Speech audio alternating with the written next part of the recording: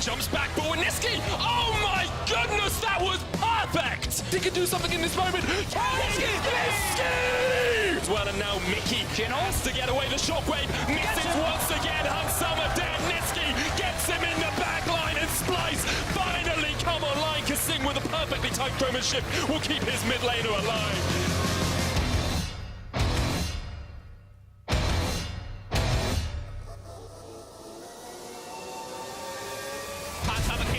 Is he gonna get one more? First blood! Reckless is done! Hansama gets first blood. They're going. It's here! 2v3. Misfits come out on top. He's chasing onto Wonder. He has level 6! That's gonna kill him again. No.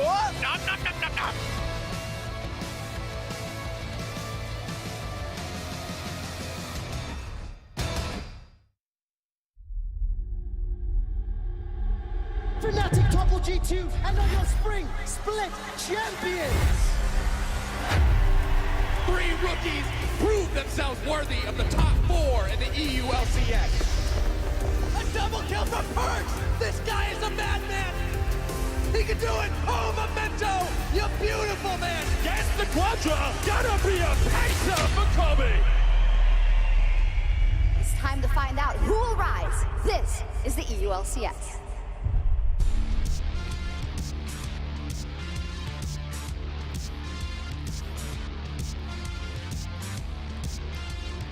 Welcome back, everyone, to the EU LCS studio in Berlin. We are still reeling from Madrid, but it is time to see who will join Fnatic and Vitality at Worlds as Europe's 3rd seed for the 2018 World Championship. These are our competitors today, Misfits versus Splice, and there is, I believe, Hansama. That's strategy right there. That's pick and ban. Nobody else has that much artistic ability, so it was a Exactly. good guess. It was a good guess. This is his way to relax, I'm guessing. I'm Eva Schock supporter, joined by Martin de Fischer, Lunga, and Trevor.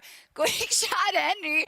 Can you explain why you just did that? We learned it We learned from Jack Troll. It was the hype player intro in Madrid where the camera was filming him, but he didn't tell the camera he was going to do that. So then he disappeared out of the camera. So and here, sadly, we had a wide shot, so people could actually see us do it. You're supposed to not see it. You're supposed to disappear. It's like he was doing the, what is it? I'm going to the cellar joke. Exactly, exactly. Guys, really important, 3 days. 3rd seed out of Europe. Also, the last 3 showdowns of the EU LCS studio in 2018, so a fitting way to open it with you too. And it is the most stacked playoffs we've ever had. You look at the top 6 teams, look at the players that are inside those teams, then you look at regional qualifiers with Vitality and Fnatic already in Worlds, and looking at Splice, Misfits, G2, and now Schalke, and only one of them joins the EU squad, representing us at World Championships. It's an emotional end to the 2018 season, but it's an exciting one. Yeah, always is. I absolutely will. On Sunday, but not today, because today's the start of the gauntlet. Right. The team that loses today cries. Yeah, it is the start of the gauntlet, and how we ended up here is that last week in the EU LCS, Vitality and Fnatic were victorious in Madrid. It was a great event,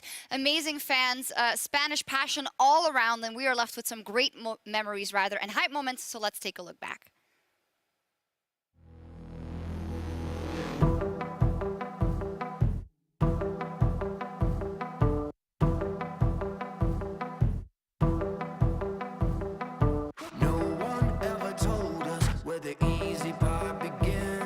The story that they sold us keeps us hanging from the end.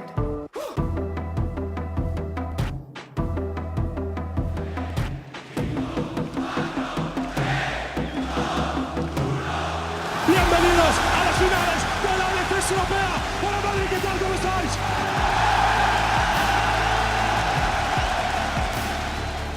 Le están vacilando como quiere. Jackal, que podría ser el siguiente. Llamarada solar. Está esquivando todo. ¡Qué locura! Vikings con el knockup. ¡Ahí teleporta también! Flashes for his life. Mickey buys enough time for the rest of Mr. Oh my God! Mickey and Hansama finally go down. Waiting avalanches are the calm before the fall. Lightning when it flashes tells a story of it. Izuke que salta, mata y está ganando solo una partida. This is what the people wanted. This is what you wanted, and you're getting it. Vitality are your 3rd best team in Europe.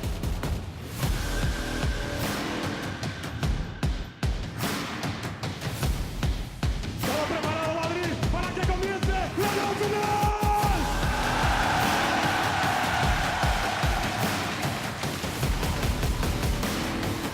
Catch goes in.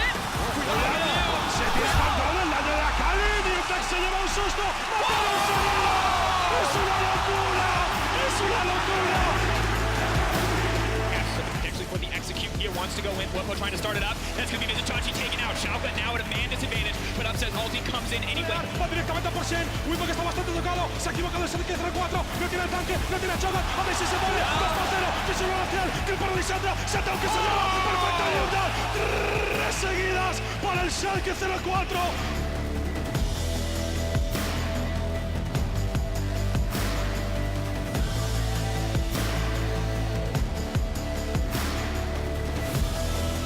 Blowing the engage comes out. Mizuchachi trying to buy a bit more. They have the Chogat, the beautiful combo. It goes in. Mizuchachi takes out Illisan. Can they actually win this fight? Upset untouched, but his mana is low. He's still doing so much damage. Reckless now in trouble, but the double 80 carries or the double carries are there. Reckless now pulling back, brings back the feathers. That's the turn that they needed. Mizuchachi se muere. Ojo, Ding Dong. ¿Quién es? Es el demonio. Está loco. Kill para Adrian. Se muere Reckless. Se muere Zack. ¡Qué final! ¡Qué partido! Shutdown y doble para Adrian. Absoluta locura, Ulises. El Schalke 04 peleando con todo lo que tiene.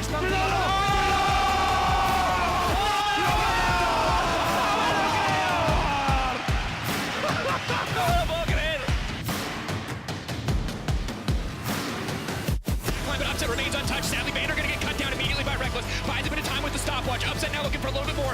Nuke Duck does try to get out, but he's so low. Schalke cut down by Reckless in their final moments. That's the Quadra. And for the 7th time, Europe, Fnatic are your champions.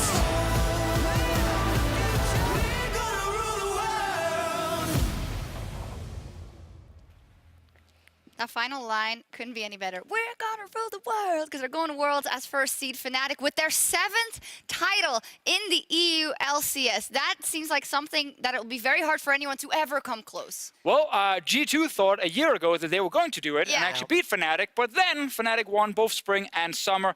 Clear-cut the best organization we've ever had in Europe, 100%. And it felt like the moment the Summer Split started, we all said Fnatic would win. Yeah. Going into the final, we all said Fnatic would win, except for maybe one analyst over there. And Fnatic I was on won. the Schalke hype Wait, train did I as not well, say to be that? fair. Well, you said because you had to for the To be prediction honest, game. though, Oh. I think a huge credit to the Madrid crowd as well and the Spanish Yes. fan base they came out.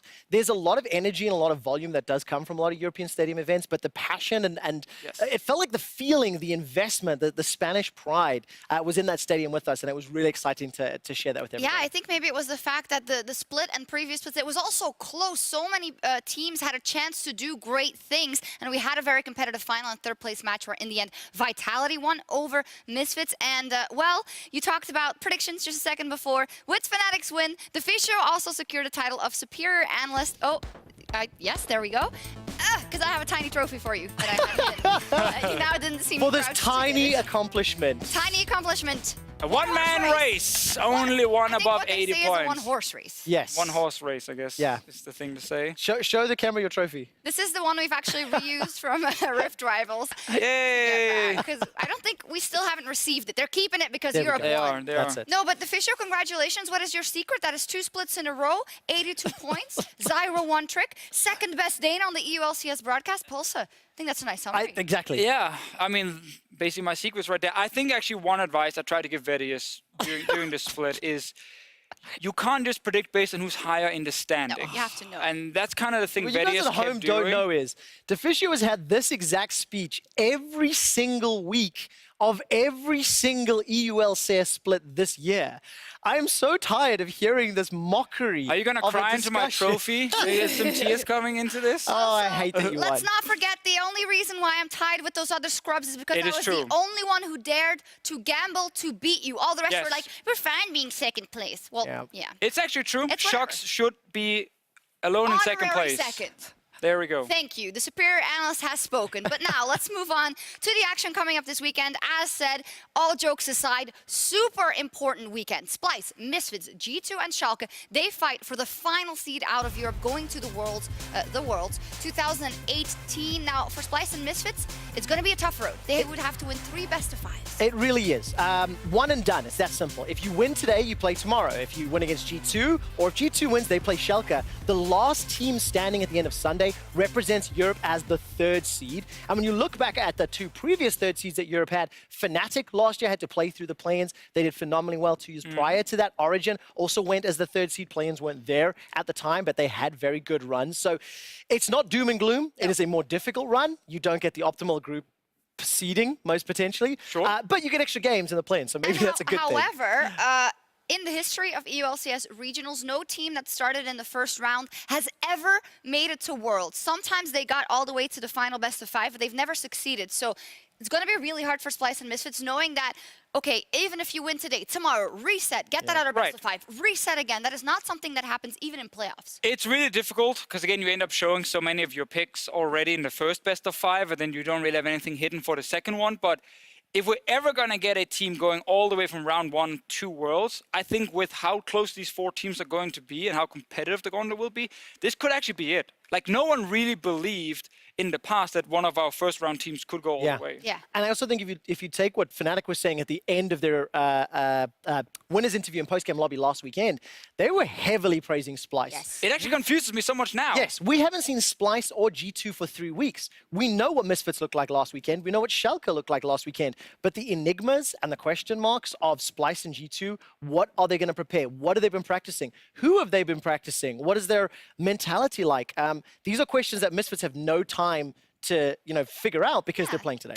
Great point. G2, obviously, let's see if they can save their year. And then Schalke is clearly the favorite. They have the most experience most recently on the biggest stage. They had a close best of 5 versus Fnatic. It almost feels like it's theirs just for the taking. Wherein lies the danger?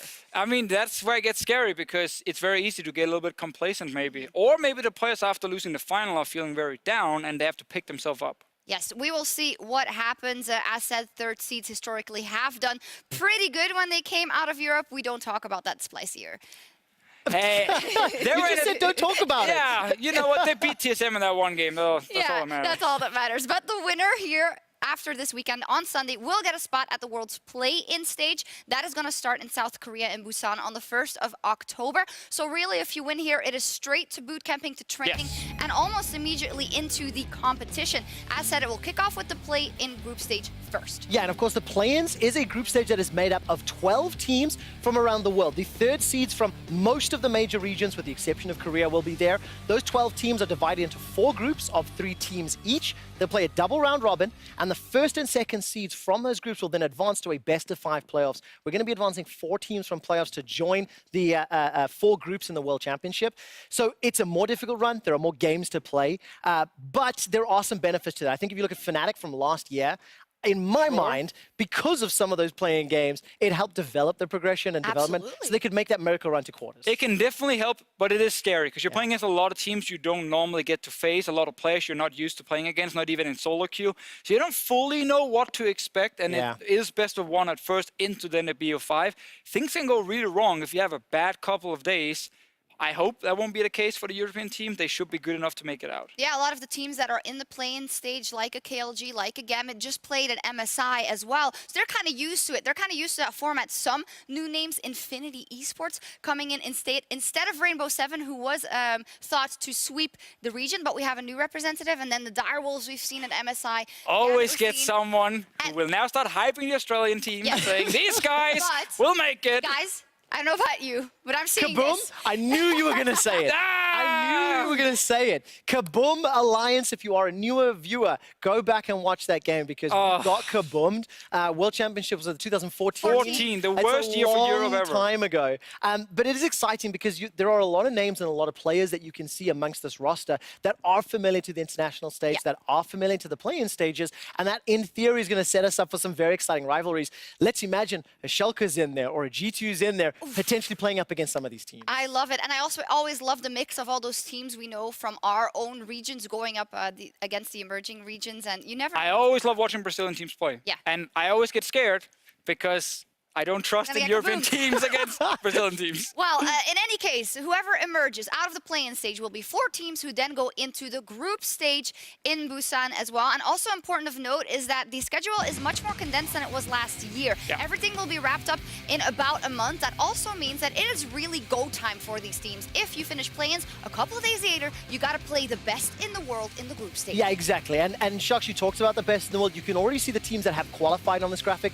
On the left-hand side, these are the regions and their representatives. On the right-hand side are the teams that are still in their regional qualifiers, looking to finish up their regional qualification, and obviously then the play-ins down the bottom. So this will give us a pretty holistic picture of all the teams. And one of the things I'm excited to see, the Vietnamese representatives, because of how well they have played and how competitive they have been, they are seeded straight into the group stage, not play-ins. See, I love a lot of stuff here. I love the fact that 100 Thieves is going for NA, because I feel like that is not going to be the toughest opponent for a lot of teams. LCK, LPL, I'm excited. Like, KT Rolster is here. You know, I love that part. RNG and Victus are probably the 2 of the best teams they've ever sent, if not the best. Now, the last time we said that was 2015. Yeah. It kind of went wrong, but I actually really trust that LPL will show up big time. But the fact there's no week 2 is pretty good for NA. Oh, yeah, There I is a forgot high about chance that. Team Liquid can actually perform in the first week. I feel like that must be like some kind of a bias. You know, they said no more. I than kinda week feel one, like NA to do better. Interesting. LPL, obviously Royal never give up after MSI is looking insane. I also have this really big fear that Fnatic goes as first seed and somehow they end up with the world champions like Genji and maybe an Invictus Gaming or Rogue Assuming Warriors. Genji make it, assuming they make the Yeah. run and get in Yeah. there. I'm personally quite excited. Back in South Korea, Worlds 2014 was the Samsung White era, and they came Yes. up against, I think it was Starhorn Royal Club back in the day, actually, if I recall correctly. it Regardless of the fact with RNG being there again and Uzi potentially doing a sweep, winning MSI, winning LPL, winning the Asia Games, this could be the year of The Uzi. biggest year. Yeah. I think a lot of people look at LPL and say RNG could actually be the favorites to win Worlds. But regarding the Fnatic group real quick, I just want Fnatic, 100 Thieves, Mad Team from the LMS, and then whoever comes in from the play-ins. We're getting a bit ahead of ourselves. We will have. I'm ready for ample group draw, time- man. Let's go. Yeah, we'll have ample time to preview that at our final PGL on Sunday. But now I do want to focus in on the teams that are fighting for that 3rd seed. This also means we'll be saying goodbye to Quickshot for just a little bit. You're off to interview the Moose, I I believe. am indeed. I'm going to go have a quick chat to Moose V, see what the mood is after losing 3rd place and what they have to do to beat Splash Quick chat today. with So, Quickshot. a quick chat, no stats though. No stats. Pew, pew, pew. Sad. So we will swap You almost out walked into Sheepy. for Sheepy. Sheepy is, of course, the coach for the Unicorns of Love, and he is Oh. also a legend. Not a winning legend, but a legend nonetheless when it comes to regionals. You have been in every single European regional, and you've been first round, you've been last round, you've done the whole thing, you've been second, but up until now it hasn't worked out for you. But Hey, we won some games in those Yes, outlets. I We won like like it. 3-0 against Fnatic and so on and so forth. Yes. Back Very in time. true. Yeah. all right. Well, in any case, a lot on the line. This is for the last chance of securing that European 3rd seed at Worlds. So let's break down the teams contesting for that 3rd seed. Splice, Misfits, G2, and Schalke. And whilst we do this, I also want to hear from you guys at home. Type in chat SPY, MSF, G2, or S04, depending on who you think will make it to Worlds from Europe. So let's start with Schalke. Big favorites, just played the final, competitive versus Fnatic. Sheepy, do you agree that they should sweep this? I think they seemed very, very dominant. Even against Fnatic, they made a really great show. It's a little bit worrisome when they played against Splice. Splice seemed very, very competitive against them too. But I think overall, Schalke has shown more consistent great play, and they beat them in the end as well. So I think definitely the favorites going into all this gauntlet. Yeah, I think the downfall of Schalke in the final was Fnatic, which is better in team fights. Yeah. But none of these teams are better than Fnatic at team fighting, so that problem shouldn't really be here for Schalke in the gauntlet. They also get time to watch all the other best of 5s. Like, everything is in their favor. They're the hottest of the 4 teams, and they are already in the last round. So it would actually be surprising to me if they do not go to Worlds. Yeah, to use the football analogy, they are in front of the goal. All they need to do is tap it in. And I've seen That's Schalke miss those before, so it could happen. It could happen. I've seen Germany do that at the most recent World Championship as well. So I do not want to say that. Schalke is the final boss. I think the viewers at home, 38% also agree for now. So let's talk about G2. G2 is for me kind of the wild card in there. We haven't seen them since quarterfinals. It is a big question mark what they are going to show, Sheepy. Do you have any more insight?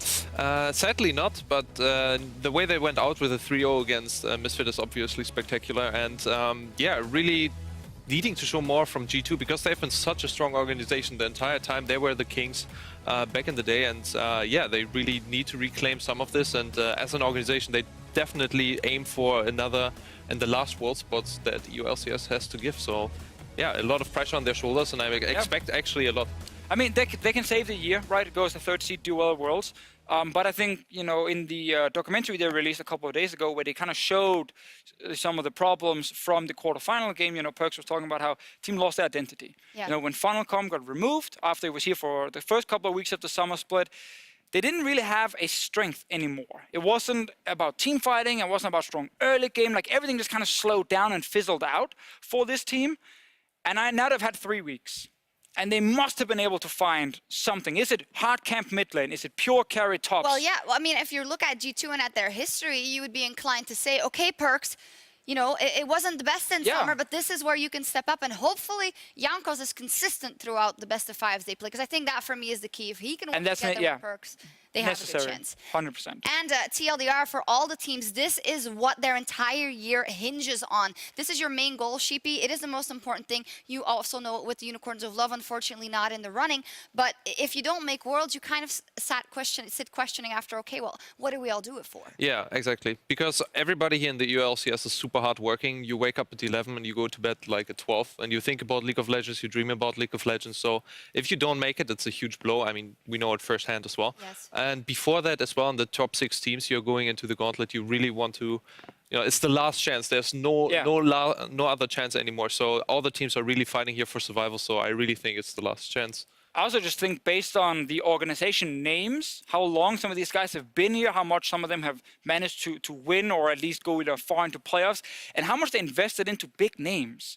In every single lineup, you have a lot of star players in Europe. Like, you don't commit to that kind of investment and then sit back and say, oh, we didn't make Worlds, it's okay. No, you need to make Worlds. And over the next 3 days, that's exactly what we're going to see. Let's check in with the viewers at home. So Schalke, 33%. It is not as extreme as I thought it was, and I think that reflects how competitive this gauntlet is going to be as well. Also, again, some of the question marks, like G2 picking up 23% because they used to be really good. They made the final in spring, you know, a lot of things we liked about G2, but it's just not been the same in summer. Tomorrow they can show us something. We'll see that tomorrow. Now let's zero in on the two teams that are clashing today. Splice and Misfits look to stay in contention for that Worlds spot. If we look across Splice's history as an organization, of course, they did qualify for Worlds in 2016, but they didn't have the biggest success there. So they want a repeat. They want to get in there again. And when we look at the year, 2018 in summer, slow start, to say the least. But then it looked up from there. It definitely did. Like, after going down 0-4, the meta change with all the weird picks was definitely not good for Splice.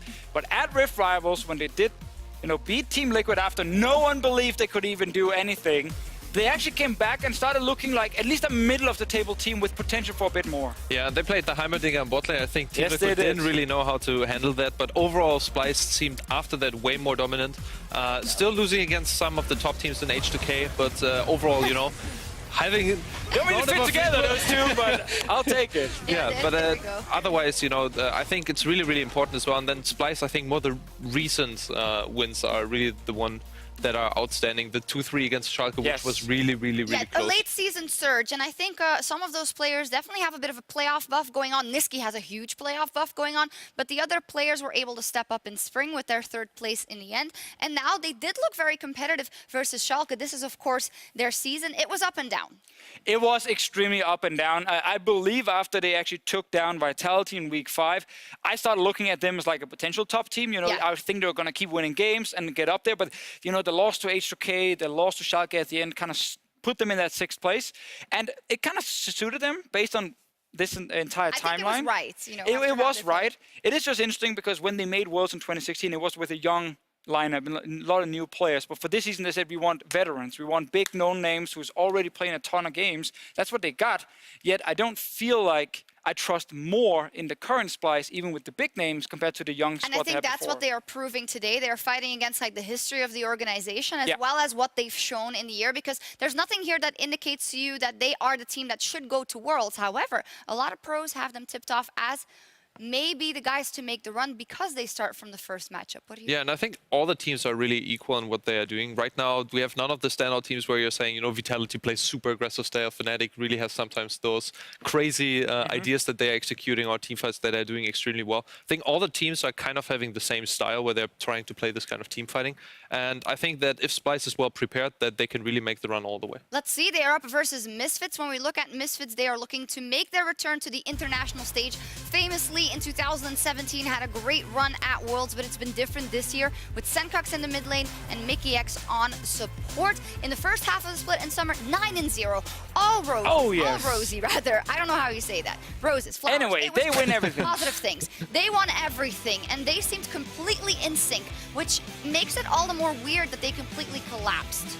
And then resurged versus G2. What is going on with Misfits and what can we expect? I mean, obviously a lot of inconsistencies based on what we saw this split, but when they did win, it was one play style.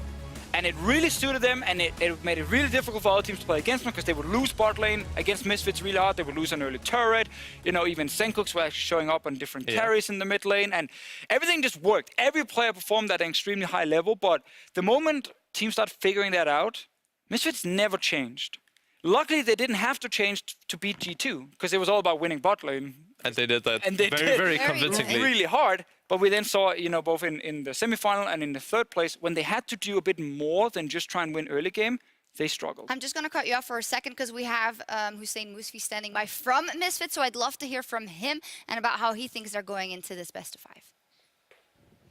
Thank you very much. I'm joined here by Hussein Musvi, coach for Misfits Gaming. Now, Hussein, let's take a look back. You guys lost in that third place decider. How has the mood been in the camp coming into regional qualifiers?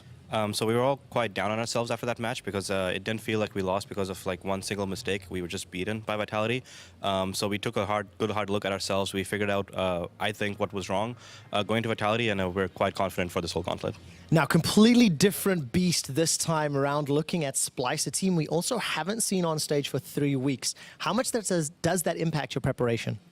So it's quite hard to prepare for Splice actually, because just within this patch there's been so many new picks that have shown up that we're kind of just trying to figure out how we want to adapt in series to anything new that they might have and how they might play stylistically, and then see whether we have good answers for it or not. So I think we've prepared well. I think we'll be fine. What specifically does Misfits have to do today to take down Splice? We have to have the same early game that we've had pretty much for most of this split, and we have to be sure that we are aware of their tactics for stalling games out and we have good responses for them. Well, best of luck. Of course, it's difficult. You win today. You've got to keep playing through the gauntlet. Back to you guys at the desk. Well, there you go. Hussein is really confident, but he does add that caveat of like, okay, there's been some changes in the meta. We haven't seen Splice play. That could take us off guard. One thing we have our eye on, though, is on the mid lane, an absolutely key matchup in this one. It is do or die. It is all or nothing for Misfits and Splice and for Senkux and Niski. Yeah, and I really think that Niski was a standout player for Splice. He's played way better and was going a little bit under the radar from all the other mid laners because we have such big names with caps and perks. But I really think Niski was standout. And on the other side, we have Senkux, which I really think was underperforming and was one of the weaker points for Misfit. We see it also in the stats, but also when you're watching the games, you really feel like he had no impact whatsoever. And it's a little bit dangerous because especially now in this matchup, I think that the mid lane jungle duo will be super, super important. And I think Xerxes and Maxlow are roundabout on the equal level. So this will probably be the decider matchup who will have the pressure overall in the game. Great point. That also leads into, I believe, your keys to victory, Fisher. You looked at, okay, how does Misfits win this first best of 5? Yeah, and obviously, as you already highlighted, the junglers are going to be super important here. Maxlaw specifically must be able to deal with Xerxes and his proactive early game that he showed in the quarterfinal, and then he needs to protect Senkux in mid. Because we saw Nukedog try and play 1v2 against Splice. It did not work. He actually got shut down by Niski and Xerxes. You need to make sure that doesn't happen to Senkux. But I also think the other one is super key for me, and it's just Mickey needs to be on engaged support so he can force plays. Because otherwise, Misfits do not snowball very quickly. They need someone to pull the trigger, and it has to be Mickey. Yeah, and I really have to say that what you said previously, that in bot lane they are playing very, very aggressive. And if mid lane Senkux can hold out, the Maxlow can focus more on the side lanes, play on top lane, play on bot lane. Because I think the other really big mismatch is in top lane. I think Odoamne was really struggling and was playing terrible for the game that they actually lost. So I'm expecting as well in top lane, if Maxwell has the time to snowball Afari, who is playing more of the tanks, but even as Shogoth, he got solo kills like 2 or 3 times, so he's playing a very, very scary Shogoth. So those 2 lanes, mid lane and top lane, will be really, really important. Yeah, and then let's look at for Splice, of course, Mickey X and Senkux are playing against their old buddy Kabi. So what are we looking at for Splice? I mean, we already mentioned the mid lane. We mentioned the jungler combined with the mid lane as well. Like, to me, that is just a key way for Splice to win early. They're not going to win it through top lane. I don't think they're going to win it through bot lane. It has to be Niski and Xerxes just going crazy against Senkux, and it is very likely to happen in this matchup. But then also on the bottom side, if you're focusing mid, and Misfits are going to focus on your side lanes, this bot lane here, they must survive. So we are 10 seconds away from that all-important first best of 5 in the regional qualifier. It all comes down to this for Splice and for Misfits. Let's kick things off right here from Berlin as we head over to our casters for Misfits versus Splice.